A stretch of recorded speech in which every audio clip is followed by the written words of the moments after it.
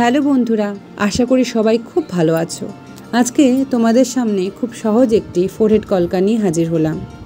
এই ফোরহেড কলকাটি তৈরি করতে আমি 3-4টে কলকার মোটিভ যেমন ডট, তিন, পাতা ইত্যাদি ব্যবহার করেছি। এখানে দেখতেই পাচ্ছ আস্তে আস্তে আমি এই 3 কলকা টিপের দুপাশে ড্র করে নিলাম। এরপরে এই টিপের গা ঘেঁষে আরেকটা 3 কলকা যেটা আমি উল্টে ড্র করলাম, এভাবে আমি ড্র করে নিলাম। এভাবেই আস্তে আস্তে 3 কলকা দিয়ে আমি সুন্দর একটি ডিজাইন তৈরি করব।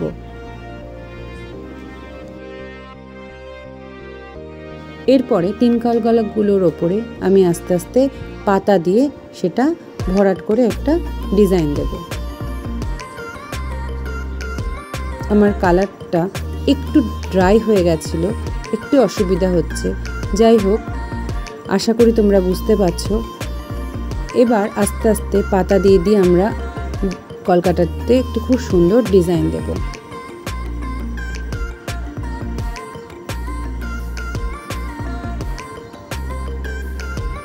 এখানে 3 কলকার মাঝখানে আমি পাতা দিয়ে দিয়ে সেটাকে দেখো আম কলকার একটা রূপ দিয়েছি।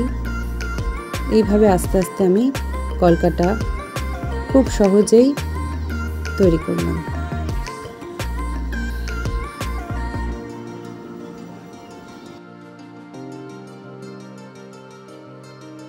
এভাবেই পাতা আর 3 কলকা দিয়ে আমি আমার কলকাটা শেষ করব।